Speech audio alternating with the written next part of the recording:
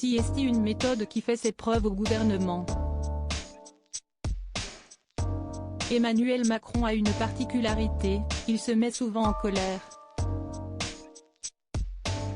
Il ne s'agit pas de caprice mais d'une certaine spontanéité dans l'agacement que son entourage surnomme la colère présidentielle. Le président de la République n'a pour l'instant rien trouvé de plus efficace pour faire passer ses messages, comme l'analyse Le Figaro dans un article du 9 janvier 2023. Certains approuvent, comme ce ministre qui a confié au Quotidien, « Il a raison de s'énerver ». Cela montre qu'il n'est pas déconnecté, qu'il n'a pas la tête à autre chose que de réussir son mandat.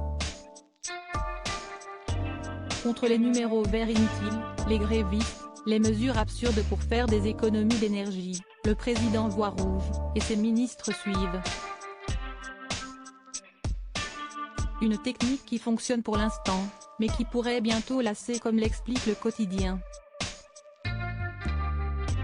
À force de trop s'énerver, les ministres risquent de ne plus hiérarchiser les colères du président de la République. Trop de coups de fouet pourraient devenir contre-productifs. Emmanuel Macron, son père Jean-Michel Macron, David de Rothschild, François Hollande.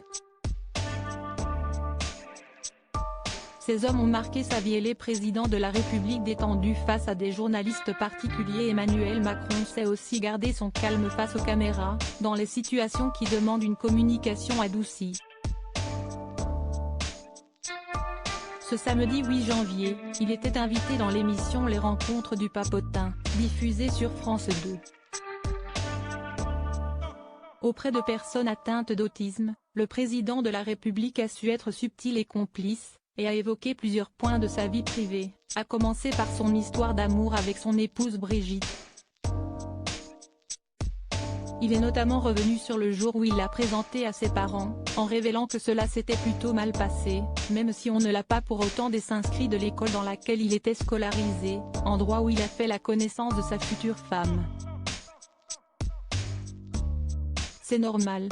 Au début, je pense que tu t'imagines toujours, pour tes enfants, un schéma de vie qui est le tien, le schéma d'une certaine norme.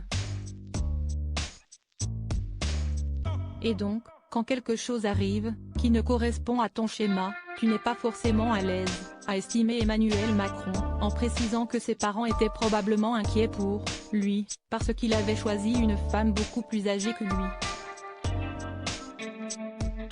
Je pense que c'était un mélange de ça, et moi, ça a redoublé mon envie de suivre mon chemin, a ajouté le président de la République en riant nerveusement.